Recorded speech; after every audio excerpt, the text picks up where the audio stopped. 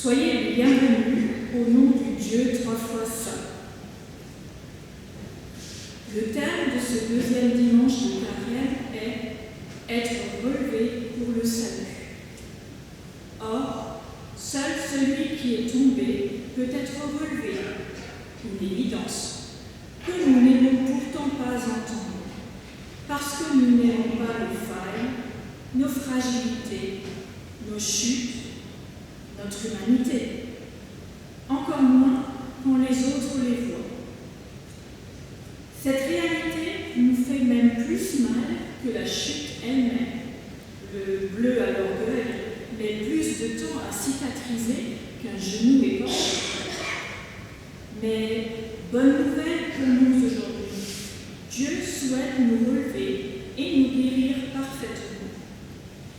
Et alors qu'il nous réunit dans ce but, célébrons-le et rendons-lui grâce. Nous chantons le premier chant dans l'art 208, 1 à 3. C'est toi, Seigneur, qui nous unis.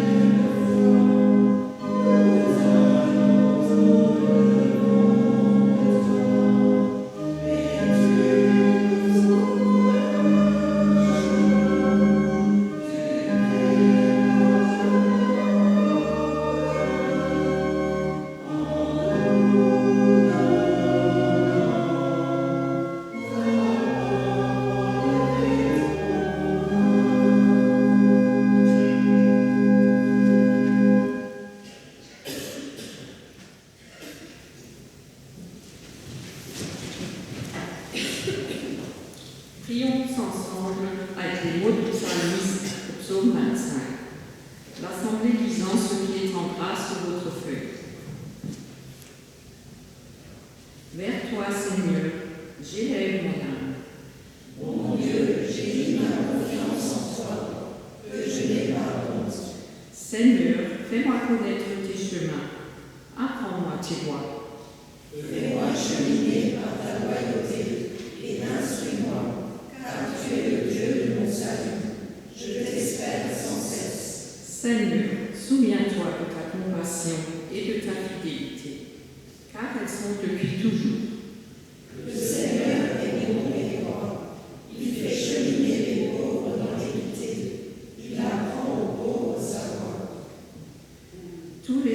entier du Seigneur son fidélité et loyauté, pour ceux qui gardent son alliance et ses préceptes. C'est à cause de ton nom, Seigneur, que tu pardonneras ma faute, car elle est grave. Mes yeux sont constamment tournés vers le Seigneur, car c'est lui qui fait sortir mes pieds du filet. Rappelle-toi, Seigneur, ta tendresse. Rappelle-toi cet amour qui est de toujours. Chantons gloire au Dieu, trois fois saint. Er sei den Vater.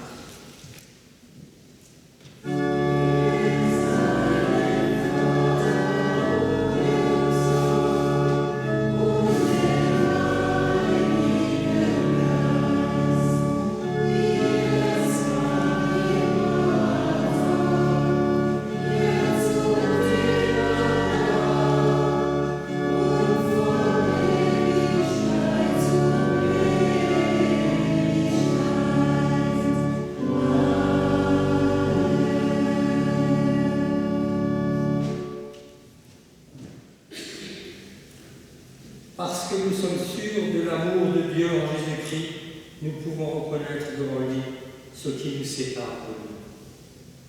Seigneur, nous déposons devant toi nos soucis et te demandons de les prendre toi-même en charge. Nous déposons nos inquiétudes pour que tu les appelles. Aussi nos espoirs et nos projets, fais-les correspondre à ta volonté. Nous te soumettons nos actions et nos pensées torturées. Purifie-les, nous te confessons notre péché, pardonne-nous. Car nous reconnaissons que parfois, nous n'avons pas ni la foi, ni l'espérance, et encore moins l'amour nécessaire pour tendre la main, pour ouvrir nos cœurs et accueillir les autres.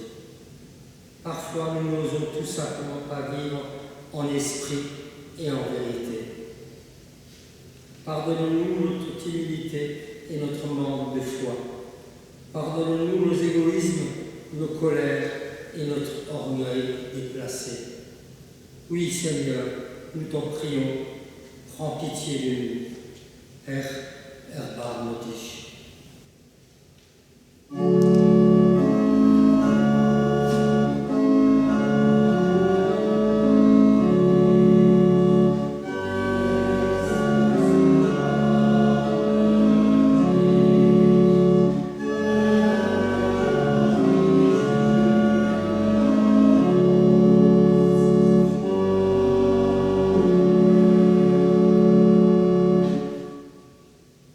Que celui qui aime Dieu se réjouisse, car voici ce qu'il proclame à son intention par la bouche l'apôtre Paul. Ce n'est pas un esprit de timidité que Dieu nous a donné, mais un esprit de force, d'amour et de sagesse. Avec son esprit qu'il place en nous, Dieu place aussi le courage de vivre. Pour chacun d'entre nous, il n'a que tendresse. Sur chacun d'entre nous, il pose sa main droite en un geste d'amour apaisant et réconfortant. Et de son autre main, il nous relève et nous entraîne en avant.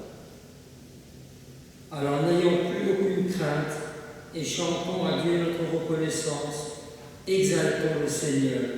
Ehre sei Gott in der Höhe.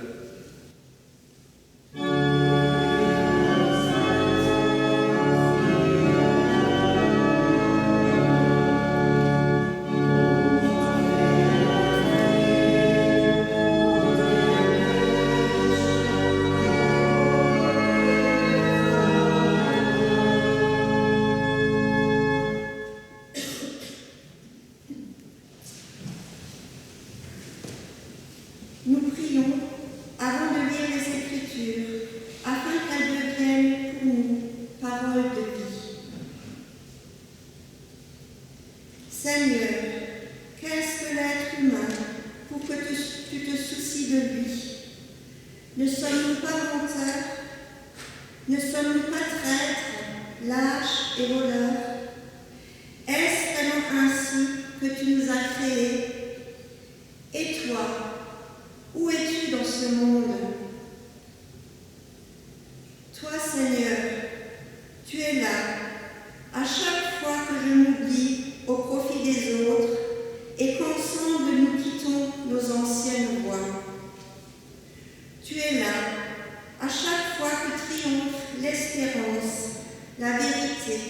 et la justice.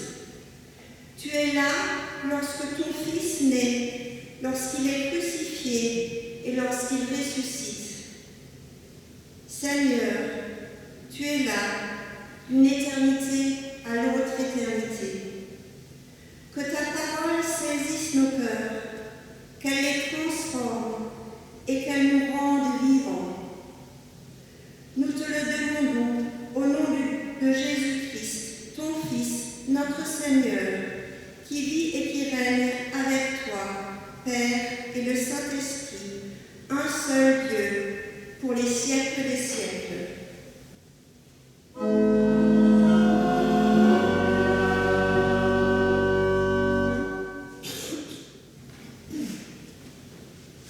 C'est la lecture d'Ésaïe 58, versets 6 à 12.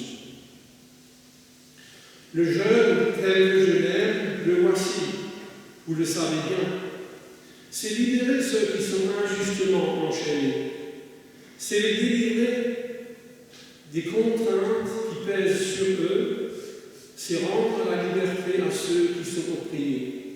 Bref, c'est supprimer tout ce qui les tient esclaves. C'est partager ton pain avec celui qui a faim. C'est ouvrir ta maison aux pauvres et aux déracinés. C'est fournir un vêtement à celui qui n'en a pas. Ce n'est pas te détourner de celui qui est ton frère. Alors ce sera pour toi l'aube d'un jour nouveau. Ta plaie ne tardera pas à se cicatriser. Le salut te précédera et la gloire du Seigneur fermera la marche. Quand tu appelleras, le Seigneur te répondra. Quand tu demanderas de l'aide, il te dira « J'arrive ». Si tu cesses chez toi de faire peser des contraintes sur les autres, de les ridiculiser en les montant du doigt ou de parler d'eux méchamment.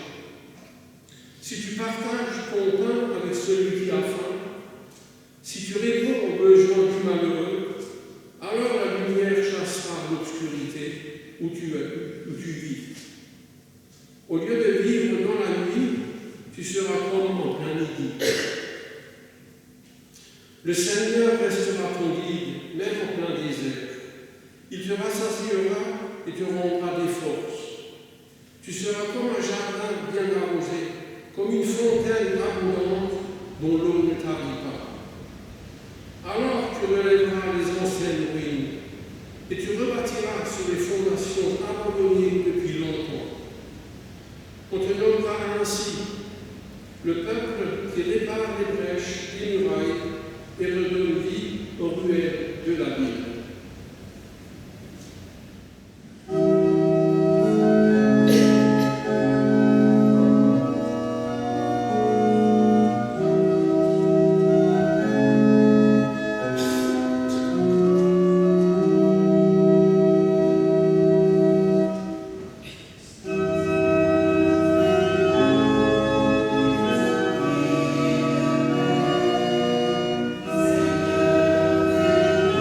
Seigneur,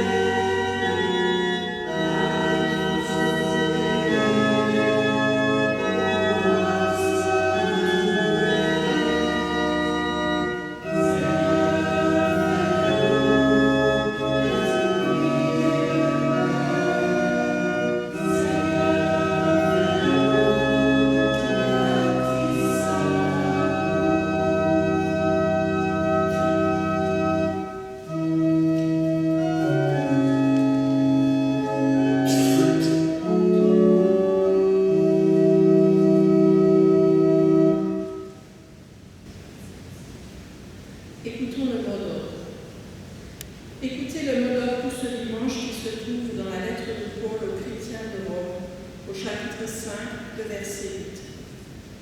Voici comment Dieu prouve son amour pour nous. Le Christ est mort pour nous, alors que nous étions encore pécheurs. La deuxième lecture est tirée de l'Évangile Luc au chapitre 12, les versets 15 à 21.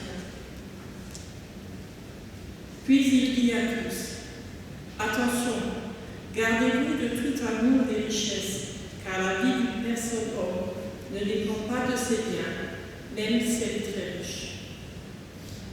Il raconta alors cette parabole. Un homme riche avait des terres qui lui rapportèrent de bonnes récoltes. Il réfléchissait se demander, que vais-je faire? Je n'ai pas de place où amasser toutes mes récoltes. Puis il ajouta, voici ce que je vais faire. Je démolirai les greniers, j'en construirai de plus grands. J'y amasserai tout mon blé et mes biens, tous mes autres biens. Ensuite, je me dirai à moi-même, mon cher, tu as des biens en abondance pour de nombreuses années. Repose-toi, mange, bois et jouis de la vie. Mais Dieu lui dit, insensé, cette nuit tu devras rendre ta vie. Et alors, pour qui sera tout ce que tu as accumulé? Jésus ajouta, ainsi en est-il de la personne qui amasse des richesses pour elle-même, mais qui n'est pas riche aux yeux de Dieu. Seigneur, ta parole est la vérité. Enseigne-nous à marcher selon ta vérité. Gloire à Dieu, au Christ.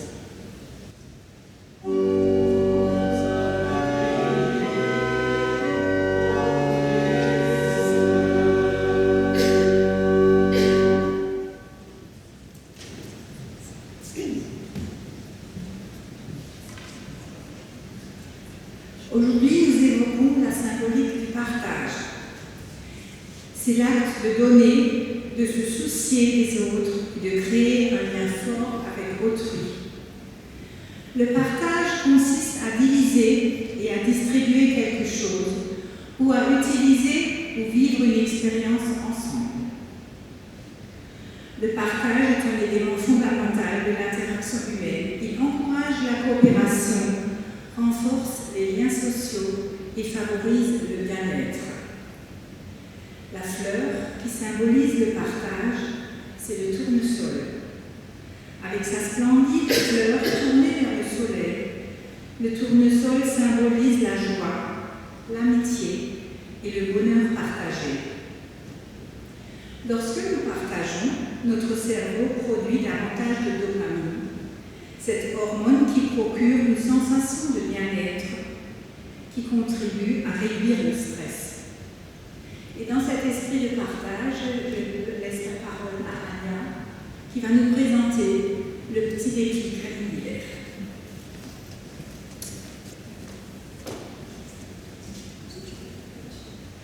Bonjour à tous, merci Cathy pour cette belle introduction.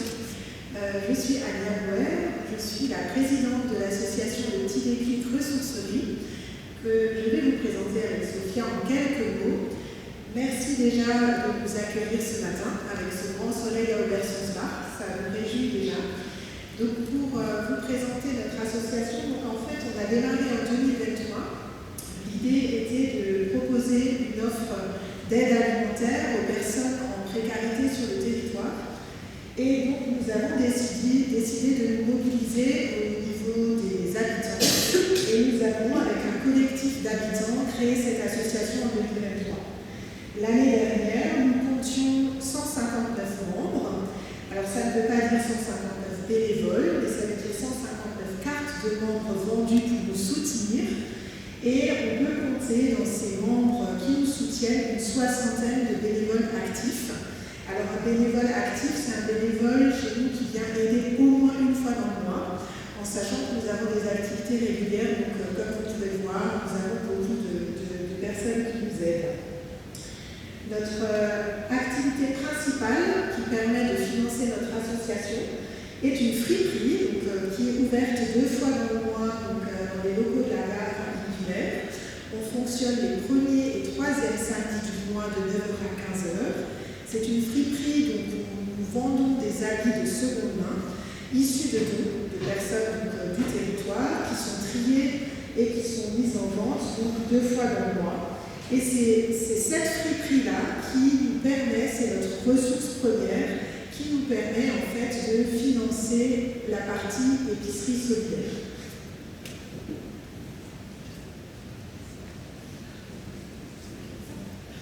Bonjour à tous, moi je m'appelle Sophia Balzer, je suis la vice-présidente de l'association et moi aussi je suis contente d'être parmi vous ce matin. Concernant l'épicerie solidaire, contrairement à l'Afrique, elle n'est pas ouverte à tous. Donc l'épicerie est ouverte uniquement à des bénéficiaires qui sont envoyés par des travailleurs sociaux. Donc ce sont des personnes qui sont allées voir une assistante sociale parce qu'elles se trouvent dans une situation difficile. Et nous, l'idée de l'épicerie, c'est un petit peu ce que disait tout à l'heure la dame qui a commencé, pour dire que nous, en fait, on essaie de relever celui qui est tombé sur une partie de sa vie, donc un accident de vie quelconque. Et donc nous, on essaie de soutenir comme on peut en proposant l'achat de denrées alimentaires à des prix plus abordables que dans le supermarché. Pour faire fonctionner cette épicerie, donc, comme Alia l'a dit, la ressource première c'est la vente de fruits, qui est ouverte le premier et troisième samedi du mois. Donc on essaie de vendre un maximum d'habits pour acheter tout ce qui est produits frais au niveau de l'épicerie. Produits frais, donc on essaie de travailler avec les producteurs locaux. On va par exemple acheter à la boucherie Schwab tout ce qui est boucherie, viande, ainsi de suite. Ferme Einstein, yaourt, produits frais, et le reste on complète par des achats du supermarché en produits frais. Par contre, en tout ce qui est produits secs, donc on a fait des collectes sur l'année 2025, on en a fait 3 sur l'année, et on a réussi à collecter 1770 kg de denrées pour remplir nos rayons. Donc c'est pas mal. Et il y a aussi des collectes qui se font spontanément dans des paroisses, comme la vôtre aujourd'hui, et on vous en remercie d'ailleurs. La commune de Lichtenberg également a fait une collecte spontanée l'année dernière. Il y a des particuliers qui nous ramènent systématiquement une corbeille avec des denrées aussi à chaque ouverture, quasiment. Donc sur l'année 2025, on a ouvert 24 fois l'épicerie, donc 2 fois par mois, comme on l'a dit tout à l'heure. Il y a eu 446 passages en caisse, donc en sachant qu'un passage représente une famille.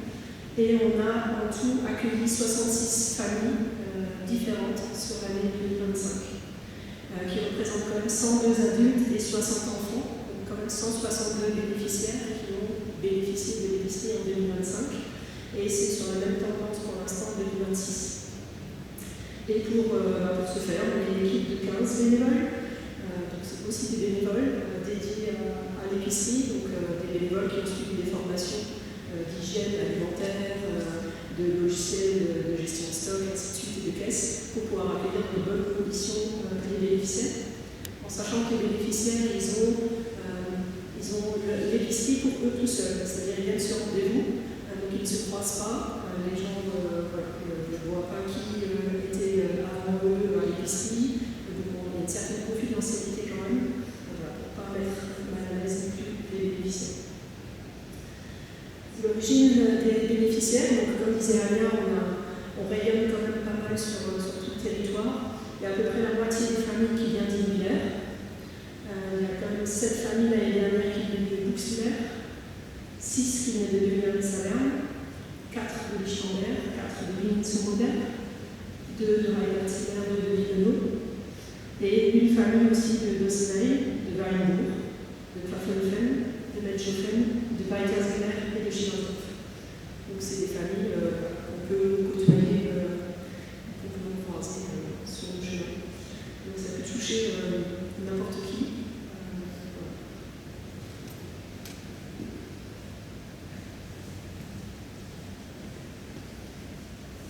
Alors juste pour clôturer, je crois que ce projet rentre complètement, en tout cas cette association rentre complètement dans notre thématique d'aujourd'hui. L'idée c'est de montrer, certes il y a de la précarité sur le territoire, il y a besoin d'aide, mais le message fort qu'on aimerait vous passer ce matin, c'est que c'est assez génial, mais les gens vraiment solidaire sur le territoire. Et ça, à partir du moment où on sent comme ça l'émotion des gens qui amènent, des gens qui apportent, des gens qui parlent de nous, ça nous porte et ça nous encourage à continuer notre action envers l'autre, envers son prochain. Donc si vous avez envie de participer d'un moyen ou d'un autre, alors soit vous pouvez prendre un petit formulaire tout à l'heure et contribuer à hauteur de 5 €, c'est un bulletin d'adhésion, c'est symbolique, c'est pour montrer que vous nous soutenez. Ou si vous avez envie de donner votre temps, vous pouvez devenir bénévole, vous avez le droit de le faire aussi. Vous pouvez venir nous voir 2 fois dans le mois lors de notre friperie, parce qu'on a aussi un café solidaire. Mireille, qui est là, sera présente samedi prochain de 11h à 13h. Vous pouvez venir boire un café chez Mireille et manger un petit bout de gâteau. Ou alors, simplement, parlez de nous, parlez du projet autour de vous, vous serez les meilleurs ambassadeurs. Je crois que cette thématique de solidarité et de précarité alimentaire, c'est un peu notre devoir aussi, surtout dans une église comme ce dimanche matin. Et bien voilà, si on a la force et la capacité de le faire, on aide les autres et puis c'est comme ça en fait que finalement ça permettra au projet d'être pérenne. Merci pour votre écoute. Merci au Conseil presbytéral d'avoir organisé cet accueil ce matin. La petite collecte qui est là jusqu'à quelle heure? 16h. Donc si vous avez encore des choses chez vous et que vous avez envie de ramener 1 litre de lait, 1 litre d'huile, n'hésitez pas. Tous ces produits sont les bienvenus et seront bien utilisés pour des familles ou pour des personnes qui en auraient le plus besoin. Merci.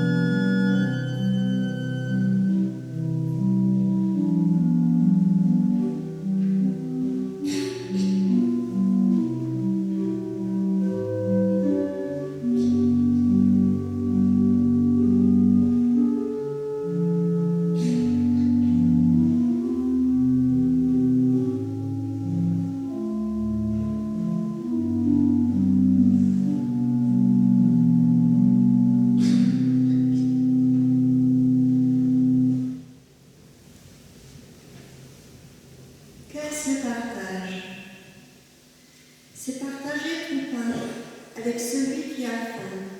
C'est ouvrir ta maison aux pauvres et aux déracinés. C'est fournir un vêtement à celui qui n'en a pas. C'est ne pas te détourner de celui qui est ton frère. Nous avons entendu ces paroles tout à l'heure dans la lecture de l'Ancien Testament chez le prophète Ésaïe. Et dans l'évangile de Luc, nous avons lu ceci.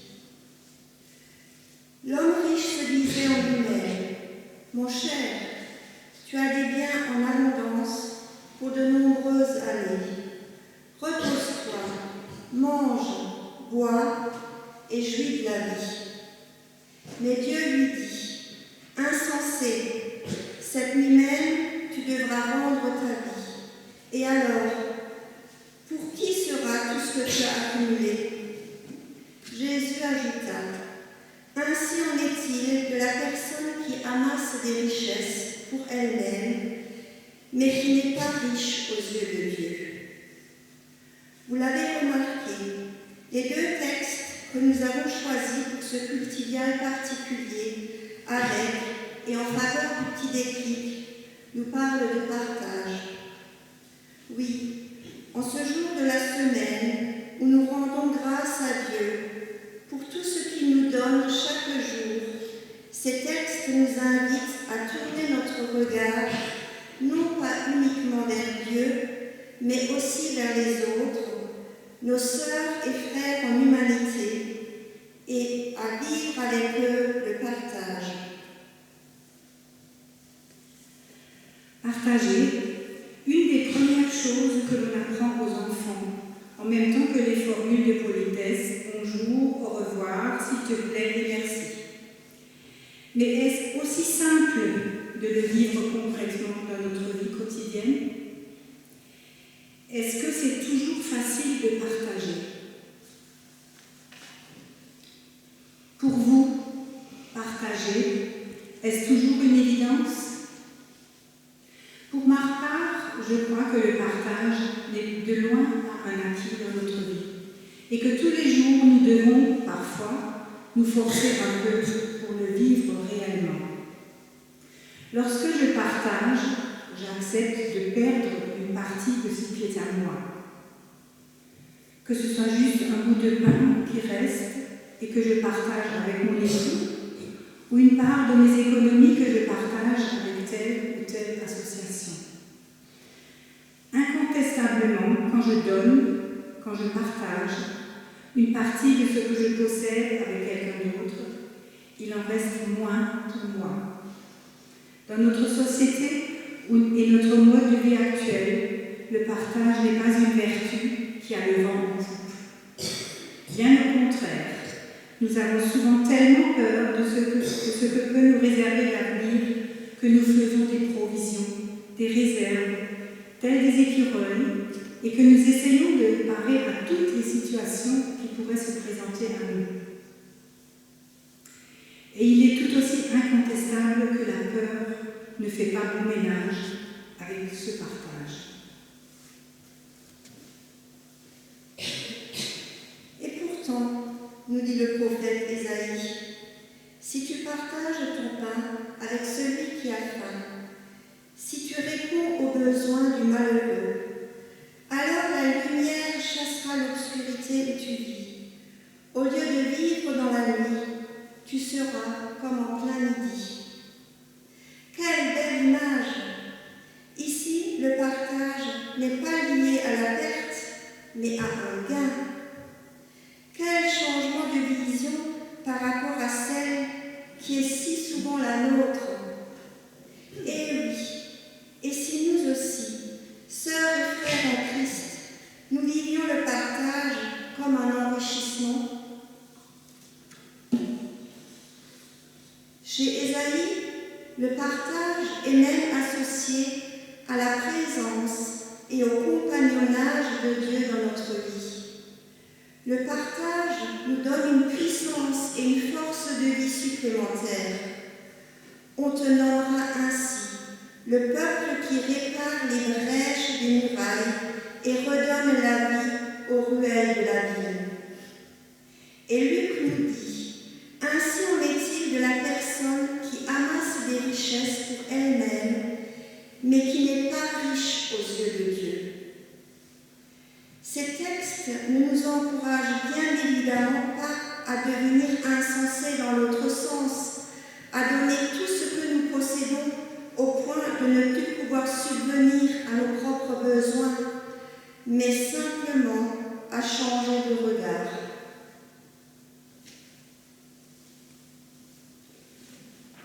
L'écureuil fait des provisions de manière instinctive plutôt que réfléchie comme nous le ferions, en estimant quelle quantité de noisettes il nous faudrait pour passer l'hiver sereinement. L'agriculteur, lui, insensé de notre parabole, fait des provisions alors qu'il sait qu'il ne pourra pas toutes les consommer en un seul hiver.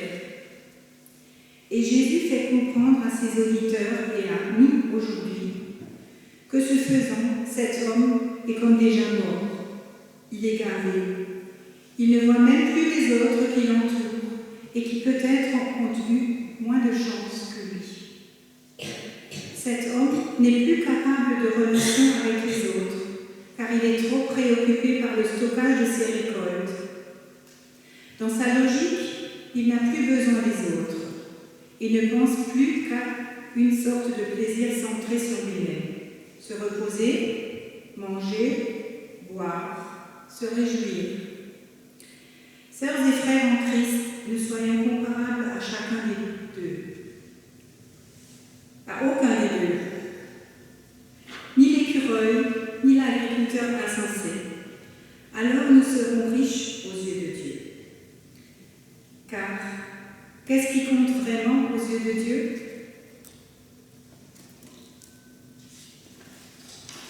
C'est, je crois, simplement vivre en étant attentif à ceux qui nous entourent, ouverts et accueillants pour partager leur joie et leur peine, et prêts à leur tendre la main. Si nous vivons ainsi, l'autre ne sera plus un étranger, un individu suspect, quelqu'un que je regarde de loin, et peut-être même un peu de haut, mais il deviendra ma sœur, mon frère, et à son contact, je pourrai m'enrichir humainement, moi aussi, et tout autant. Et Jésus le Christ nous a ouvert cette voie du partage, lui qui est allé jusqu'à se donner lui-même en partage pour le bonheur de tous. Alors, en cette occasion particulière aujourd'hui, comme en tout temps, rendons grâce au Dieu de Jésus-Christ, lui qui nous donne chaque jour tout ce dont nous avons besoin, et qui nous apprend à partager ce que nous avons reçu de sa main. Amen. Nous chantons le troisième chant, Laissons-nous à notre table. Arc 317.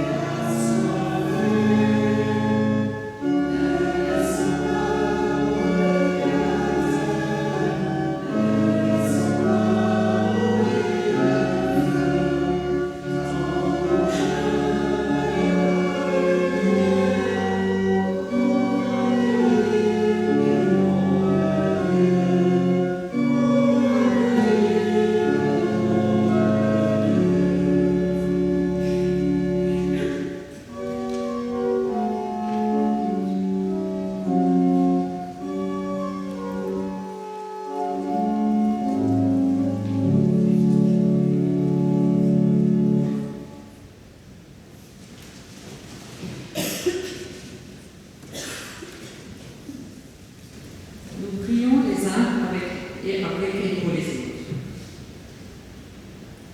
Seigneur, nous ne te demandons pas forcément de miracles spectaculaires, mais simplement la force de supporter notre quotidien.